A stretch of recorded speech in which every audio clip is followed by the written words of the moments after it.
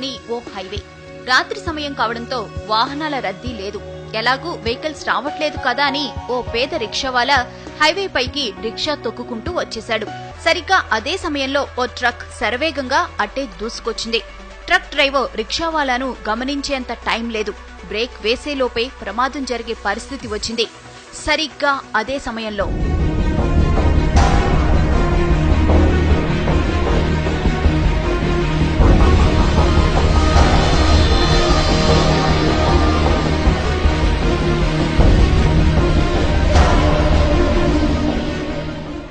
ఇది జరిగిన ఘటన.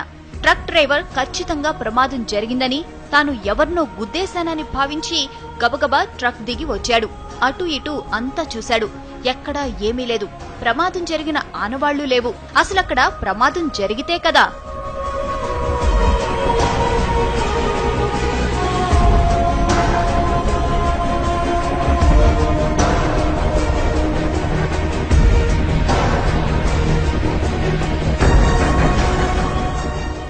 రిక్షావాలాను రక్షించిన అదృశ్య శక్తి అతణ్ణి రోడ్డు పక్కన విడిచిపెట్టింది.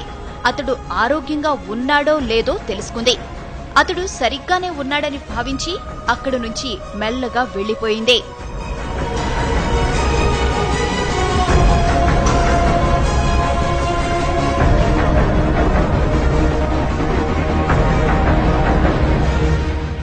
ఇంతకీ ఆమె ఎవరు? అంత వేగంగా ఎలా వచ్చింది? ప్రమాదం జరగకుండా ఎలా అడ్డుకోగలిగింది? ఆమె రాగానే మెరుపు ఎందుకు వచ్చింది?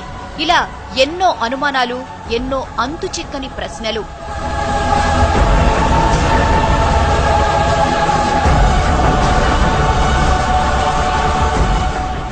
అంత వేగంగా మెరుపులా వచ్చింది కాబట్టి ఆమె ఖచ్చితంగా గ్రహాంతర వాసేనంటున్నారు కొందరు. గ్రహాంతర వాసే అయితే ప్రమాదం జరుగుతుందని ముందే ఎలా ఊహించిందని ప్రశ్నిస్తున్నారు ఇంకొందరు.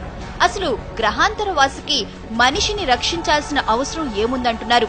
పైగా తల వరకు కప్పుకున్న డ్రెస్ కోడ్, నడక, నడత అన్నీ మానవుల తరహాలోనే ఉన్నాయి. అందుకే ఆమె గ్రహాంతరవాసి అనేందుకు అవకాశాలు లేవంటున్నారు ఇంకొందరు.